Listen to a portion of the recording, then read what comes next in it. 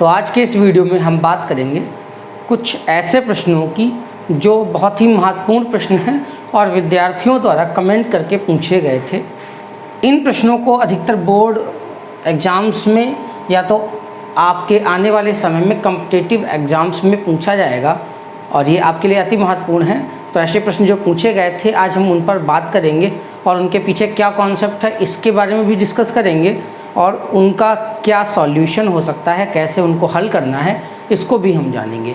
तो शुरुआत करते हैं कुछ ऐसे ही प्रश्नों से।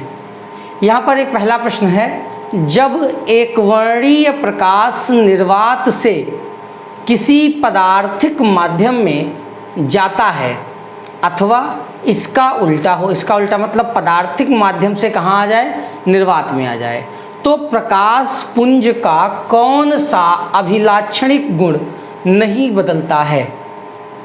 Once again I will repeat it कि जब प्रकाश निर्वात से अपवर्तित होकर किसी दूसरे माध्यम में जाता है या इसका उल्टा हो रहा हो, किसी दूसरे माध्यम से अपवर्तन के पश्चात निर्वात में आ रहा हो, तो प्रकाश का ऐसा कौन सा गुण है जो इस प्रक्रिया के दौरान बदलता नहीं है। तो अगर पिछले वीडियो आपने देखे हैं और जो प्रकाश यूनिट हमने डिस्कस की थी उसको आपने समझा है, तो वहाँ पर हमने बताया था कि जब प्रकाश का अपवर्तन हो रहा हो प्रकाश का, तो अपवर्तन के दौरान प्रकाश की आवृत्ति जिसको न्यू या स्मॉल n से रिप्रेजेंट करते हैं, कभी कभी f फ्रीक्वेंसी f से रिप्रेजेंट कर देते हैं। ये आप अकॉर्डिंग टू सिलेबस या अकॉर्डिंग टू बुक आप देख सकते हैं किस चीज़ से रिप्रेजेंट किया गया है। हम उसको फ्रीक्वेंसी या आवृत्ति एक हेडिंग के रूप में कह रहे हैं। तो जब प्रकाश का अपवर्तन हो रहा हो अर्थात प्रकाश एक माध्यम से दूसरे माध्यम में जा रहा हो, तो प्रकाश की जो आवृत्ति होती है वो नहीं बदलती है। इस चीज़ को आप ध्यान रखेंगे। अब ये डिनोट न्यू एन एफ किसी से डिनोट कर सकता है, ये हमने इसलिए आपको बताया है क्योंकि ऑब्जेक्टिव जो क्वेश्चन पूछे जाते हैं, ऑब्जेक्टिव टाइप क्वेश्चन, तो वहाँ पर ये जो आवृत्ति है इसको अलग अलग टर्म से शो कर सकता है, इसलिए हमने जो भी रिप्रेजेंटेशन इसके सिंबल हैं वो आपको यहाँ पर शो कर दिए हैं। आप फोकस रखेंगे कि जो लाइट है, लाइट की फ्रीक्वेंसी या आवृत्ति अपवर्तन मतलब रिफ्रैक्शन के दौरान चेंज नहीं होगी। अब ये चेंज क्यों नहीं होगी, तो इसका अगर हम रीजन एक्सप्लेन करें तो थोड़ा सा हमको और आगे जाना पड़ेगा। शायद आप लोगों ने अभी तक वो चैप्टर पढ़ा ना हो या हो सकता है आप पढ़ चुके हो, जिसको हम लोग कहते हैं क्वांटम सिद्धांत। क्वांटम सिद्धांत, इसके आधार पर हम इस चीज़ को बताना चाहेंगे कि आखिर क्यों अपवर्तन के दौरान प्रकाश की आवृत्ति नहीं बदलेगी। तो क्वांटम सिद्धांत में ये माना गया था कि जो प्रकाश है, प्रकाश जब माध्यम में चलता है तो ऊर्जा के छोटे छोटे पैकेटों के रूप में चलता है। मतलब जो प्रकाश है, प्रकाश को उन्होंने तरंग माना, और कैसी तरंग माना था ये भी एक क्वेश्चन बनता है। तो अगर ये पूछा जाए प्रकाश कैसी तरंग है, तो प्रकाश एक वैद्युत चुंबकीय तरंग होती है या विकिरण होती है, वैद्युत चुंबकीय विकिरण कह सकते हैं।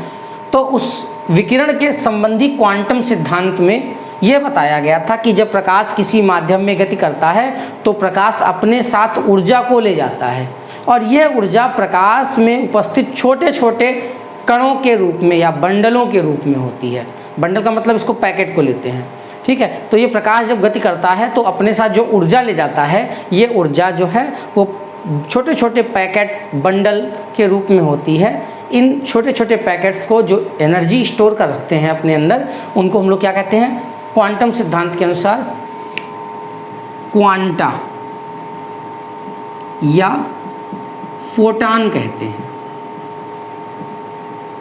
क्वांटम सिद्धांत के अनुसार इसको क्वांटा या फोटान कहते हैं। जब प्रकाश माध्यम में चल रहा है उसके अंदर जो एनर्जी है स्टोर है, और वो एनर्जी का जो पैकेट है वो क्या बोला गया है, क्वांटा या फोटान कहा गया है।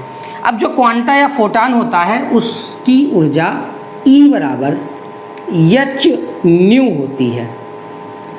h जहाँ पर क्या है, प्लांक कांस्टेंट,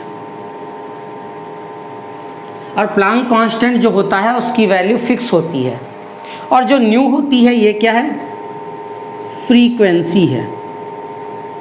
फ्रीक्वेंसी किस चीज़ की है? लाइट की। Clear? E is the energy of quanta. I think that is clear. बताया था क्वांटम सिद्धांत के अनुसार जब कोई प्रकाश या कोई तरह किसी माध्यम में गति करती है तो वह अपने साथ ऊर्जा को ले जाती है। यह ऊर्जा छोटे छोटे पैकेटों के रूप में या बंडलों के रूप में होती है। इन ऊर्जा के छोटे छोटे पैकेट को, बंडल को हम लोग क्या बोलते हैं? क्वांटा या फोटान कहते हैं। क्वांटा की ऊर्जा को E बराबर h न्यू इस फार्मूले से रिप्रेजेंट करते हैं, जहाँ पर E क्या होता है? एनर्जी ऑफ क्वांटा और फोटान।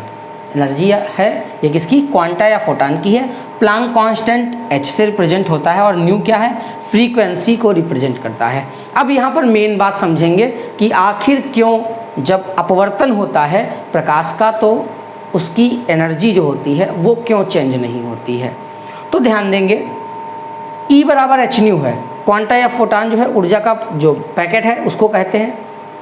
जब ये प्रकाश अपवर्तन करता है तो अपवर्तन के दौरान जो है वो क्वांटा या फोटान है अपने आकार में, अपनी ऊर्जा में कोई परिवर्तन नहीं करता। जैसा है अपवर्तन के बाद बिल्कुल वैसा ही रहेगा।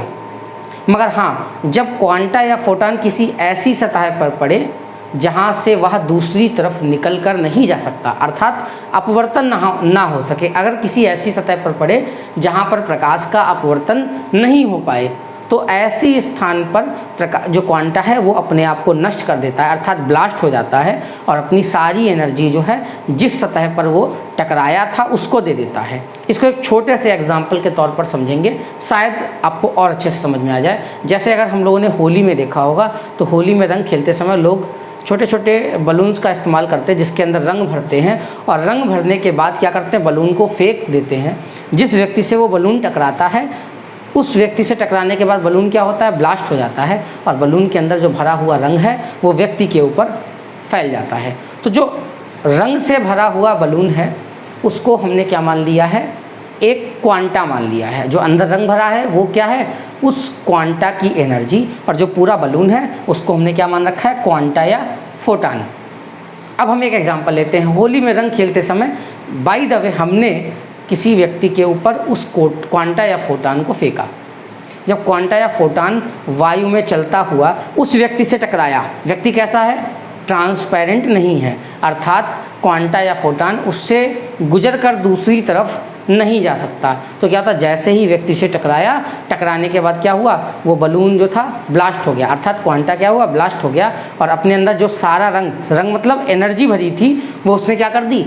उस व्यक्ति के ऊपर फैला दी, मतलब उस व्यक्ति को सारे का सारा रंग दे दिया, मतलब व्यक्ति क्या हुआ? रंग गया।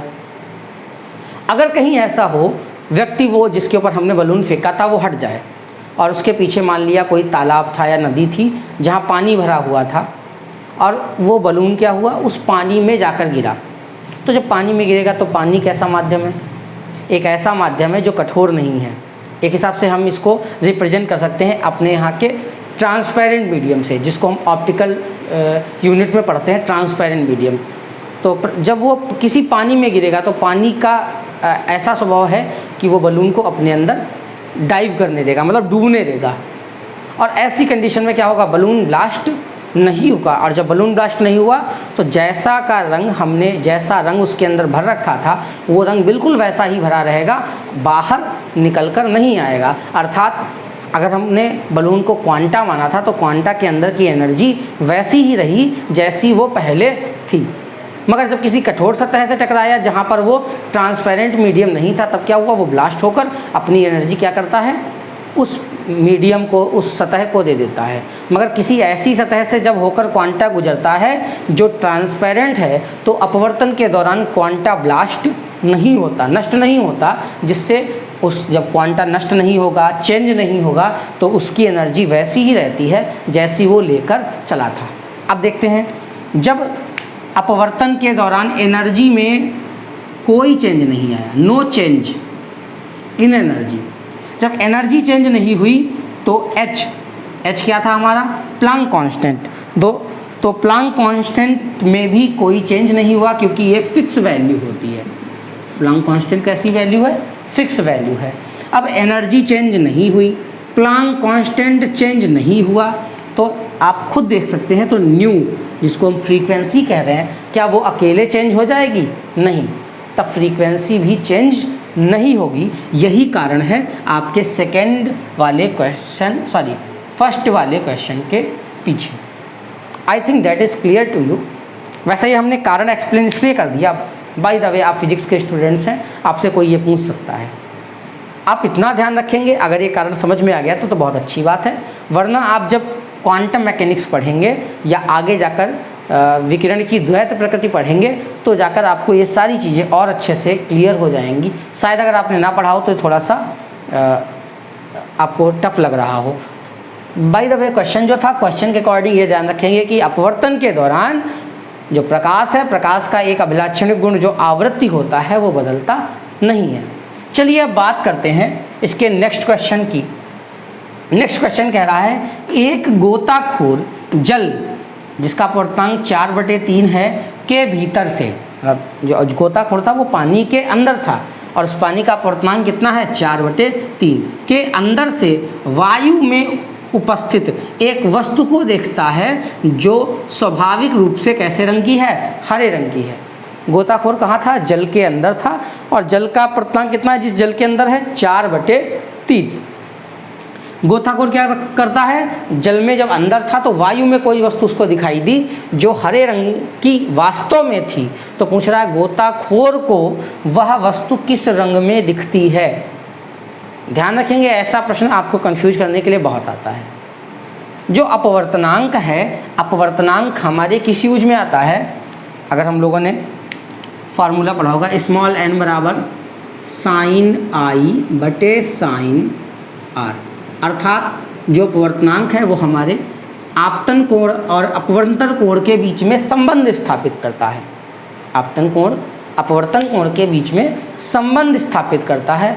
इसका कहीं कोई भी रिलेशन इस चीज़ से नहीं है कि जब अपवर्तन के दौरान कोई वस्तु को हम देखेंगे तो अगर अपवर्तनांक बदलेगा तो वस्तु का रंग भी बदल जाएगा, ऐसा नहीं होता है। ध्यान रखेंगे। तो एक चीज़ माइंड में फिट कर लीजिए, अपवर्तन के दौरान यदि माध्यम का अपवर्तनांक बदलता है तो वस्तु जिस रंग की है उसी रंग की दिखाई देगी। हाँ, एक चीज़ हो जाती है, वस्तु मान लिया, जैसे ये दो माध्यम थे, एक माध्यम ये पहला था और ये दूसरा माध्यम था। वस्तु मान लिया दूसरे माध्यम में यहाँ पर रखी थी। पहले माध्यम वाले व्यक्ति ने देखा तो अपवर्तन के कारण वस्तु उसको यहाँ न दिखकर हो सकता है किसी दूसरे स्थान पर दिखे, मतलब वस्तु का स्थान परिवर्तित दिखाई दे सकता है, क्योंकि अपवर्तन की घटना है। किरणें क्या करती हैं? अभिलंब की ओर झुकती हैं या अभिलंब से दूर हट जाती हैं। तो अपवर्तन के दौरान जिस वस्तु को व्यक्ति देख रहा है उसकी स्थिति परिवर्तित हो सकती है, दिखाई दे सकती है, वस्तु का स्थान परिवर्तन हो गया हो, परंतु जिस रंग की वस्तु है वस्तु का रंग चेंज नहीं होगा। अर्थात इस प्रश्न का उत्तर यह होगा कि वस्तु हरे रंग की है तो गोताखोर को देखने पर भी हरे रंग की दिखाई देगी। ये प्रश्न आपको बदल बदल कर हो सकता है, कई और रंगों के साथ में कुछ घुमा फिरा कर आपको पूछे, तो अपने माइंड में सेट रखेंगे ये चीज़ कि जब किसी माध्यम में प्रकाश का अपवर्तन होगा तो जिस वस्तु से प्रकाश आ रहा है देखने वाले व्यक्ति को अपवर्तन के पश्चात वस्तु का रंग वही दिखाई देगा जिस रंग की वस्तु है। अर्थात वस्तु के रंग में अपवर्तन के दौरान कोई चेंज नहीं आएगा, केवल चेंज किसमें आएगा? वस्तु की स्थिति जिसको वह देख रहा है। I think that is clear. चलिए तीसरा प्रश्न जो है इसके विषय में बात करते हैं। एक वर्णीय प्रकाश वायु में अपवर्तनांक स्मॉल n के माध्यम में अपवर्तित होता है। आपतित अपवर्तित तरंगों की तरंग दैर्ध्यों का अनुपात क्या होगा? चलिए थोड़ा सा हम इसको मिटा लेते हैं। लिखने के लिए कहाँ लिखेंगे?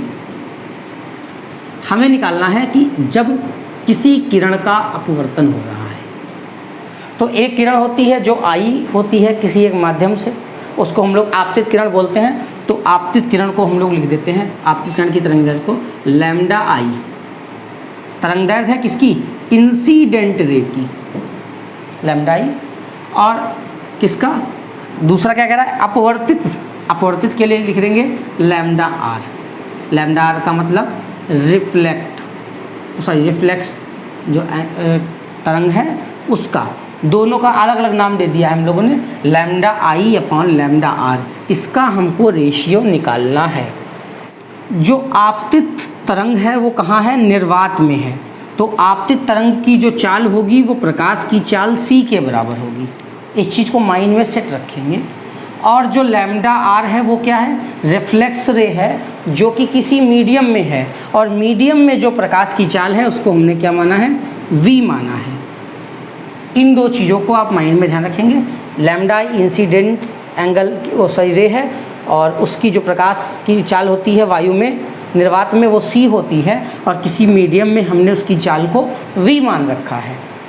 लैम्डा आई निकालना है तो एक हम लोगों ने फार्मूला पढ़ा था, प्रकाश की चाल, आवृत्ति और तरंग दैर्घ्य के बीच संबंध। तो प्रकाश की चाल, तो चाल को अगर हम यहाँ v से रिप्रेजेंट करें तो v dash equals to nu into lambda.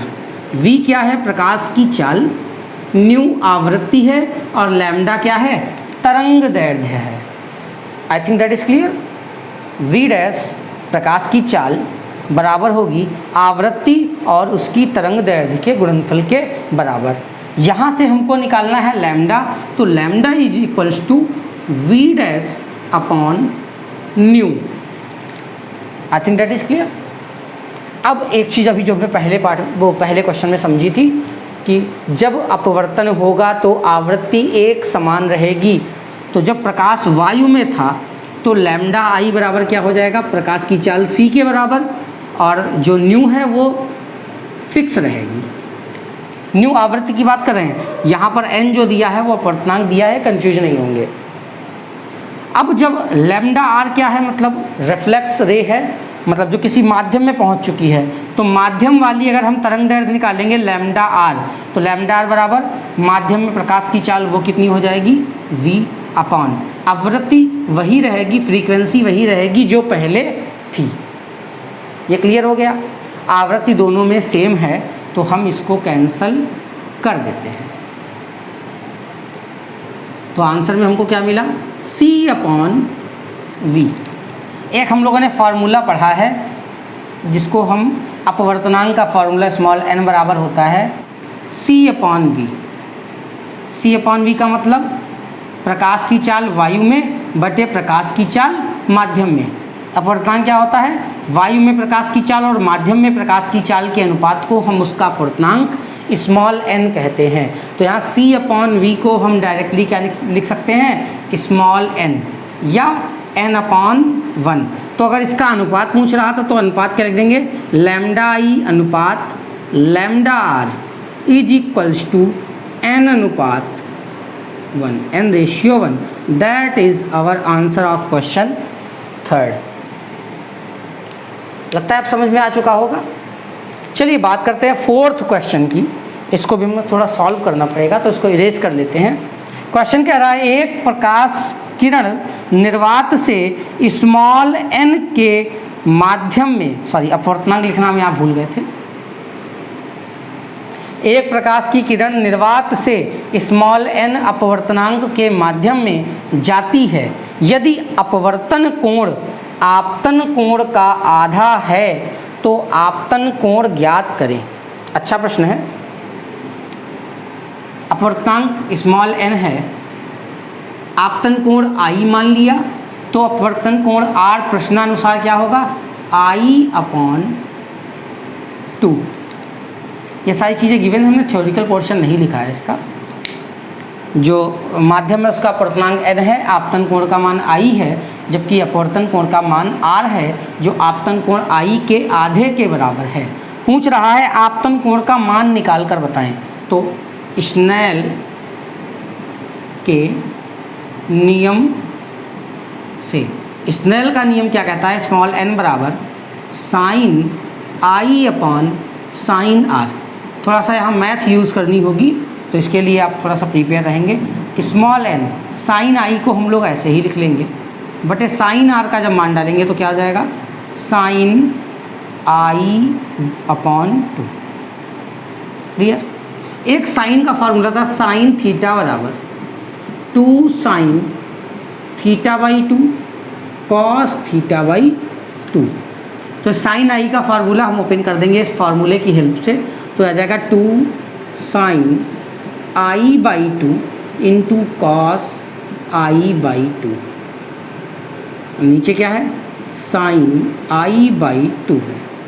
Sign और साइन कैंसिल हो जाएगा, स्मॉल एन बराबर क्या आएगा 2 कॉस आई बाई 2। ये जो 2 मल्टीप्लिकेशन में इसको अपॉन में भेज देंगे तो ये क्या हो जाएगा n upon 2 equals to cos I by 2।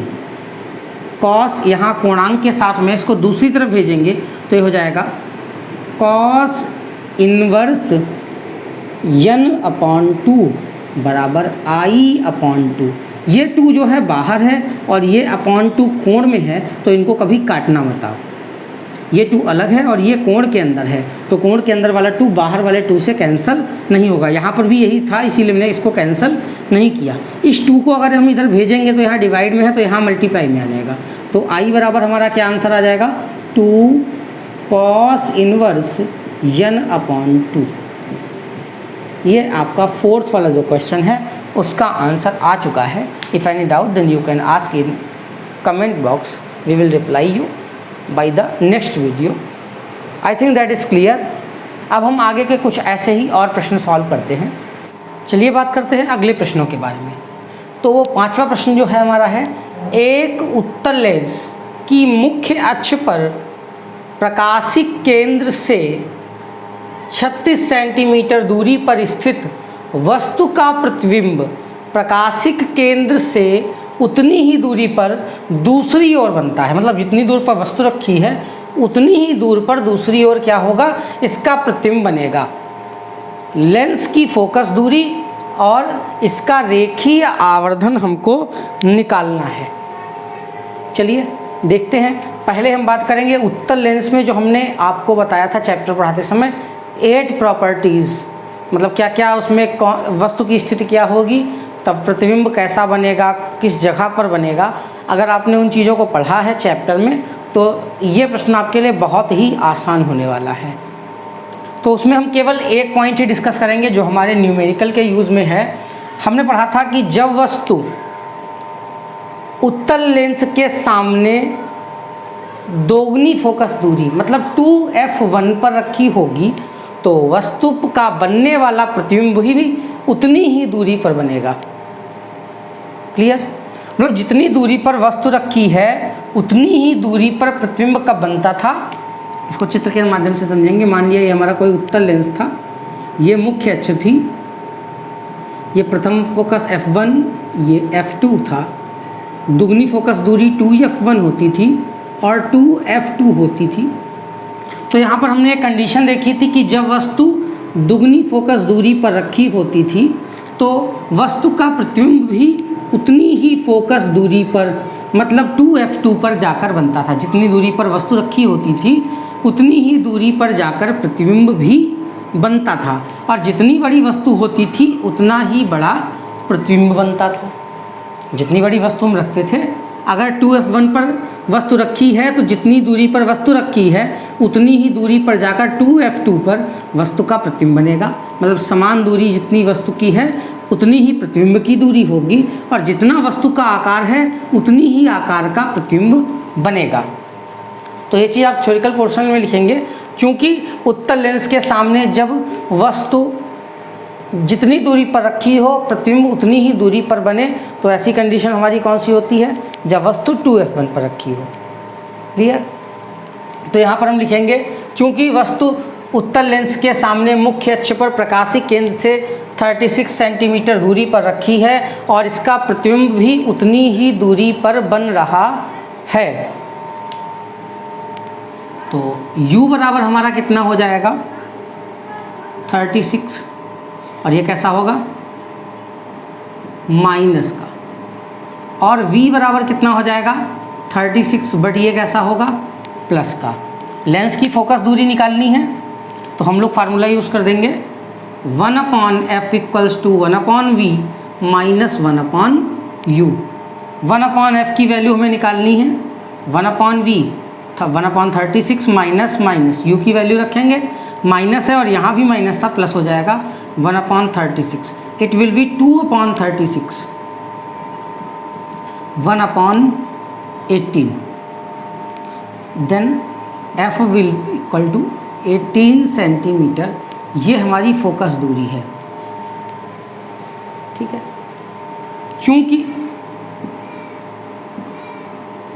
जितनी दूरी पर वस्तु रखी है उतनी ही दूरी पर प्रतिबिंब बन रहा है, अर्थात v बराबर क्या है, u है।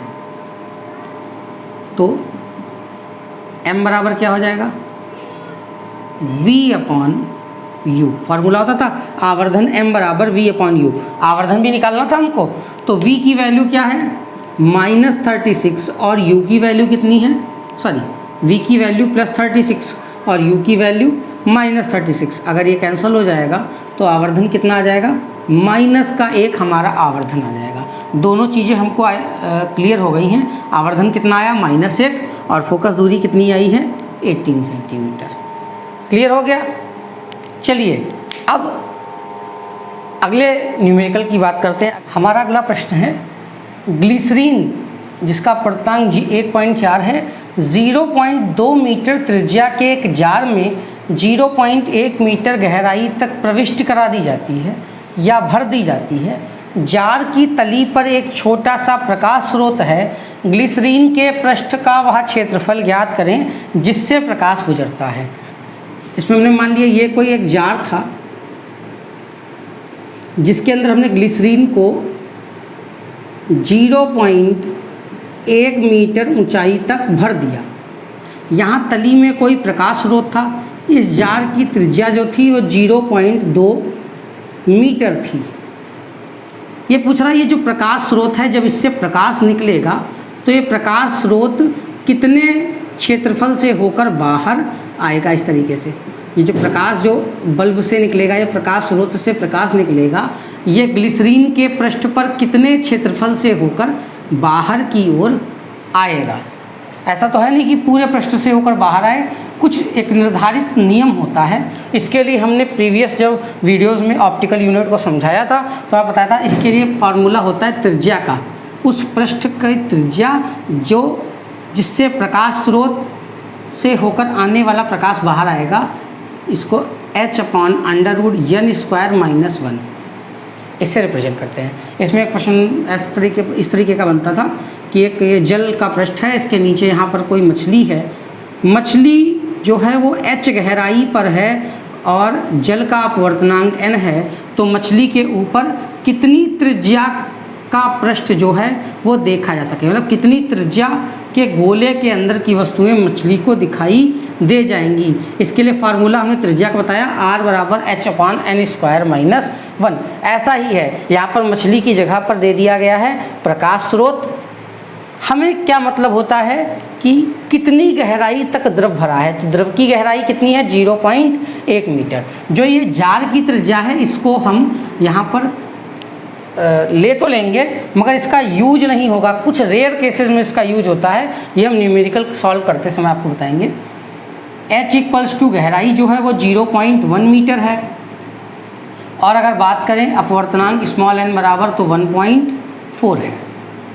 तो पृष्ठ की त्रिज्या, जो पृष्ठ है उसकी त्रिज्या कितनी होगी, r निकाल लेंगे, h/√n² - 1 वैल्यू पुट करेंगे तो h की वैल्यू 0.1 मीटर हो जाएगी, और √n² सीधे लिख देते हैं 1.96 - 1। कैलकुलेशन आप अपने अकॉर्डिंग कर सकते हो। 0.1/0.96 अंडर के अंदर, ये r की वैल्यू हम ज़्यादा सॉल्व नहीं करेंगे, यहाँ पर थोड़ा और इसको कर दें 0.1/0.97, इसका स्क्वायर रूट निकालेंगे तो इसका स्क्वायर रूट इतना आ जाएगा। ये आपकी उस पृष्ठ की त्रिज्या आ गई है जिस पृष्ठ से होकर जो प्रकाश स्रोत है उसका प्रकाश बाहर आएगा। अब हमको आगे क्या करना है, हमें निकालना है क्षेत्रफल। तो पृष्ठ का क्षेत्रफल, पृष्ठ कैसा है, वृत्ताकार, और वृत्त का क्षेत्रफल कितना होता है, πr²। अगर इस πr² को हम सॉल्व करेंगे तो पाई की वैल्यू कितनी है, 22/7 इंटू आर स्क्वायर, आर की वैल्यू हम पुट करते हैं 0.1 अपॉन 0.97, यहाँ पर अंडर रूट लगाना भूल गए थे, 0.97 in the under root whole square. तो 22/7 इंटू 0.01 अपॉन, इसका स्क्वायर करेंगे अंडर रूट हट जाएगा 0.97, मल्टीप्लाई होगी तो आ जाएगा 0.22 अपॉन में 6.79। जब इसको डिवाइड करेंगे तो आंसर हमारा आएगा 0.0324 मीटर स्क्वायर। ये कैलकुलेशंस हमने पहले कर रखी थी ताकि वीडियो को बनाते समय लेंथी कैलकुलेशन ना हो, इसलिए हमने इसको पहले से कर रखा था। आप एज यू लाइक जैसे भी करना चाहें वैसे कर सकते हैं। ये वो क्षेत्रफल है जिससे होकर ये प्रकाश जो है वो बाहर आएगा। आई थिंक दैट इज़ क्लियर। ऐसे ही अन्य कई प्रश्न हैं जिन पर आप इस फार्मूले को और इस मेथड को ट्राई कर सकते हो। केवल ये बदला होगा, द्रव के अंदर गहराई बदली होगी और ये जो वस्तु है, वस्तु में मछली, प्रकाश स्रोत, कुछ भी कह सकते हैं, वो दिया होगा। तो किस पृष्ठ को देखेगा, इस पृष्ठ के लिए ये पार्टिकुलर मेथड है। I think that is clear to you. अब बात करते हैं 7th क्वेश्चन की। 7th क्वेश्चन जो है वो थोड़ा सा हटकर है और इसमें विशेष रूप से अलग कॉन्सेप्ट यूज़ होगा। अगर आपको कोई मेथड लिखना हो तो आप वीडियो पॉज करके लिख सकते हैं। चलिए हम अगले क्वेश्चन को देखते हैं। क्वेश्चन कह रहा है स्मॉल n अपवर्तनांक वाली बेलनाकार छड़ वाली है और ये बेलनाकार, स्मॉल n अपवर्तनांक वाली बेलनाकार छड़ के एक समतल सिरे पर प्रकाश अल्फा कोण पर आपतित होता है। स्मॉल n का वह न्यूनतम मान क्या होगा यदि छड़ में प्रवेश करने वाला प्रकाश छड़ के वक्र पृष्ठ से बाहर नहीं निकल पाए, भले ही अल्फा का मान कुछ भी क्यों ना हो। मतलब एक बेलनाकार छड़ है और छड़ के किसी एक सिरे पर अल्फा कोण पर कोई प्रकाश जो है वो अंदर प्रवेश करता है। तो ये पूछ रहा है उसके अपवर्तनांक का न्यूनतम मान बताओ कि एक बार अगर प्रकाश जो है छड़ के अंदर प्रवेश करे तो दोबारा बाहर निकले ही ना। तो चलिए इसको सॉल्व करते हैं।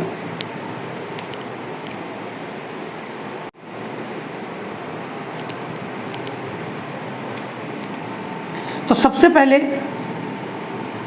बनाएंगे कि बेलनाकार छड़। तो ये मान लिया कोई बेलनाकार छड़ थी, थोड़ा सा बड़ा फिगर कर लेती। ये कोई एक बेलनाकार छड़ है जिसके एक सिरे पर यहाँ पर अल्फा कोण बनाते हुए कोई किरण प्रवेश करती है। अब हमको कह रहा है कि ये किरण जब एक बार इसके अंदर प्रवेश कर जाए तो इसके अपवर्तनांक स्मॉल n का न्यूनतम वो मान बताओ कि एक बार प्रवेश करे तो दोबारा बाहर निकले ही इसके वक्र पृष्ठ से, मतलब इधर साइड से कहीं भी बाहर ना निकले, जो वक्र पृष्ठ होता है। चलिए ये किरण मान लिया प्रवेश की और अपवर्तन के पश्चात इस तरीके से इस बेलनाकार छड़ के अंदर पहुंची। अपवर्तन के बाद अपवर्तन कोण जो है मान लिया स्मॉल r है और ये किरण जब आगे चलती हुई वक्र पृष्ठ पर आपतित हुई तो यह कोण कितना है, r' है। आप इसको कुछ भी मान सकते हैं, ये लंब है तो ये 90 डिग्री होगा। क्लियर। सामने वाले पृष्ठ के लिए अल्फा आपतन कोण है, अपवर्तन के पश्चात दूसरी ओर जब जाएगी तो अपवर्तन कोण कितना है, r है। और यह किरण आगे बढ़ती हुई जब वक्र पृष्ठ पर आपतित होगी तो उसके लिए आपतन कोण कितना है, r' है। यहाँ पर लंब डाला है तो ये 90 डिग्री का एंगल बना रहा है। चलिए तो हमारे लिए आपतन कोण I बराबर कितना है, अल्फा कॉमा अपवर्तन कोण कैपिटल R से रिप्रेजेंट कर रहे हैं वो कितना है, स्मॉल r। और नेक्स्ट जो है I' वो हमारा कितना है, r'। I' का मतलब है दूसरे पृष्ठ के लिए आपतन कोण। इसको आप अपनी ओरल लैंग्वेज में, थियोरेटिकल लैंग्वेज में जैसा चाहें वैसा लिख सकते हैं। हमने इसको यहाँ सिंबॉलिक रिप्रेजेंटेशन दिया है। तो स्नेल के नियम से क्या होता है, स्मॉल n अपवर्तनांक n बराबर sine I upon sine r, capital R। Value put करेंगे तो क्या आ जाएगा, साइन आई की जगह पर क्या है अल्फ़ा अपॉन साइन आर। यहाँ एन गिवन है, अल्फ़ा भी गिवन है, साइन आर मतलब आर गिवन नहीं है, ये हमारा माना हुआ है। ठीक है, तो हम क्या करेंगे, साइन आर की वैल्यू निकाल लेंगे। साइन आर की वैल्यू क्या आ जाएगी, साइन अल्फ़ा अपॉन एन, क्योंकि साइन आर को आगे हमें गायब करना पड़ेगा इस न्यूमेरिकल से, क्योंकि ये हमारी मानी हुई वैल्यू है और इसको कहीं ना कहीं हमको एक अगर माना है तो वहाँ से हटाना भी होगा, इसलिए हमने साइन आर की वैल्यू निकाली है, आगे न्यूमेरिकल में यूज़ में आएगी। अब ध्यान देंगे, चूँकि क्या कह रहा है पृष्ठ त्रिभुज, इसको नाम दे दे कोई ए बी सी, त्रिभुज के तीनों कोणों का योग कितना होता है 180 अंश, मतलब R plus R dash plus ये कितना है 90। आर ये वाला कोण है, आर डैश ये वाला कोण है और ये कोण कितना है 90, इन तीनों का योग कितना होगा 180 अंश। त्रिभुज ए बी सी में, त्रिभुज में देखा तो तीनों कोणों का योग 180 अंश। यहाँ से आर डैश का मान हम निकालेंगे तो ये कितना हो जाएगा जाकर 180 माइनस 90 माइनस आर, इसको दूसरी तरफ भेज दिया है तो ये कितना आ जाएगा 90 माइनस आर। चलिए प्रश्नानुसार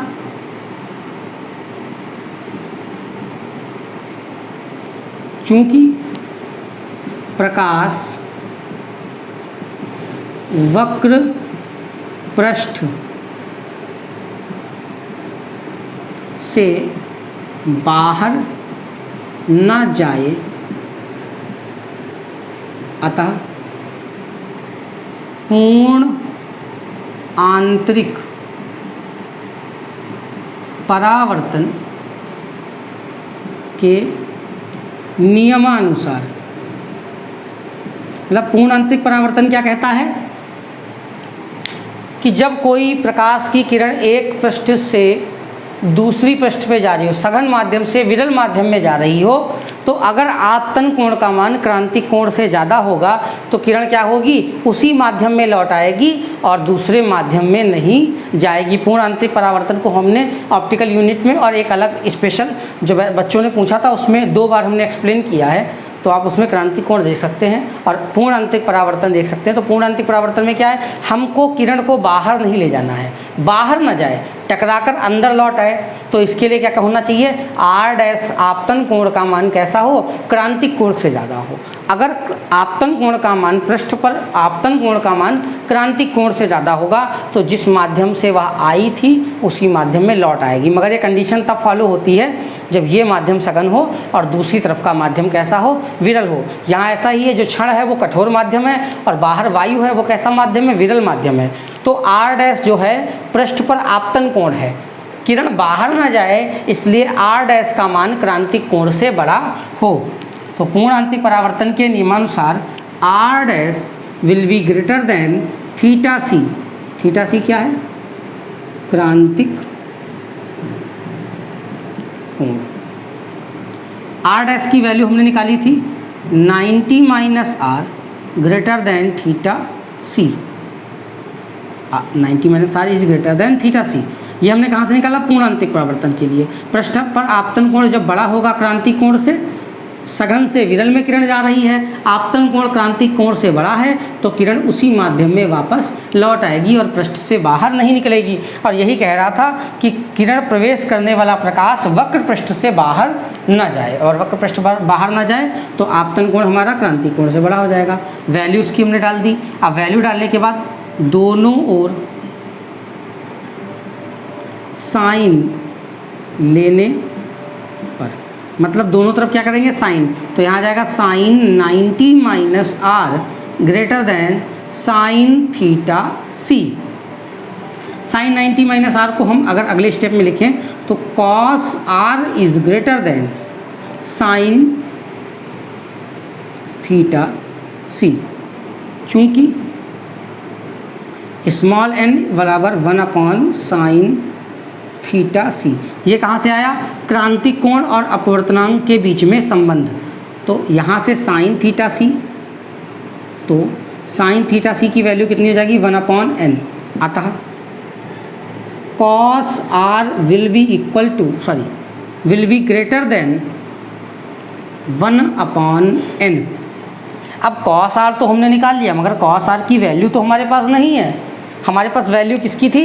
sin r की। तो cos को अगर हम sin में कन्वर्ट करेंगे सर्वसमीका का यूज करते हुए, सर्वसमीका कौन सी होती है? cos square r plus sin square r equals to 1। तो यहाँ से cos स्क्वायर r बराबर क्या आ जाएगा? 1 माइनस साइन स्क्वायर r। तो यहाँ से cos स्क्वायर r की वैल्यू कितनी हो जाएगी? cos r की वैल्यू 1 माइनस, तो जो cos r की हमने वैल्यू निकाली थी उसको हम यहाँ पर पुट करेंगे। Then it will be under root 1 minus sine square r greater than 1/n sine square r। Sine r की वैल्यू पुट करेंगे तो क्या हो जाएगा? Under root 1 minus sine square alpha upon n square is greater than 1/n। I think that is clear. यहाँ पर LCM ले लेंगे, then it will be under root n square minus sine square alpha upon n square greater than 1/n। अगर हम दोनों side का square कर देंगे तो अंडर रूट हट जाएगा और हो जाएगा 1 minus n square sine square alpha upon n square greater than 1/n square. हमने इसका थ्योरी ले लिखा है कि दोनों साइड में स्क्वायर करना है। आपको हमने मेथड बता दिया है, आप लिखते समय इसको नरेशन में लिख लीजिए। देन n स्क्वायर की वैल्यू हम निकालेंगे, कितनी आ जाएगा? n square is greater than sign square alpha को उधर भेज देंगे 1 प्लस साइन स्क्वायर अल्फा, या हम n की वैल्यू कह दें तो n is greater than under root 1 plus sine square alpha. चूंकि अल्फा क्या है? आपतन कोण, और आपतन कोण का अधिकतम मान कितना हो सकता है? 90 अंश। अल्फा का अधिकतम मान 90 अंश हो सकता है। Then n equals to n is greater than under root 1 plus sine square 90 degree. Sine 90 degree की वैल्यू कितनी होती है? 1 होती है। तो n is greater than under root 1 plus 1 square, square था, साइन स्क्वायर 90 अंश था, तो उसको हमने वैल्यू डाल दी। n is greater than under root 1 plus 1 square करेंगे तो 1, n will be greater than under root 2। यह अपवर्तनांक का वह न्यूनतम मान है जिससे अगर क्षण को तैयार किया जाए तो प्रवेश करने वाला प्रकाश अल्फा के किसी भी मान के लिए वक्र पृष्ठ से बाहर नहीं जा पाएगा। तो आज के इस वीडियो में हमने स्टूडेंट्स के द्वारा पूछे गए कुछ प्रश्नों को हल किया। अगर आपको भी हमारे वीडियोस देखने के बाद में लगता है ऐसा कुछ डाउटफुल है तो आप हमें कमेंट करके बता सकते हैं। हम उसके लिए एक सेपरेट वीडियो तैयार करके इसी की तरह आपको हम उसमें क्वेश्चन का सॉल्यूशन भेजेंगे और उन्हें समझाने का प्रयास करेंगे। तब तक के लिए जय हिंद। अगले वीडियो में हम नए टॉपिक के साथ मिलते हैं। तब तक आप ऐसे ही प्रश्नों को ढूंढिए, लगाने का प्रयास कीजिए। अगर कोई डाउट लगता है तो आप हमें कमेंट करके बताइए ताकि हम आपको उसका सॉल्यूशन वीडियो के माध्यम से उपलब्ध करा सकें। जय हिंद।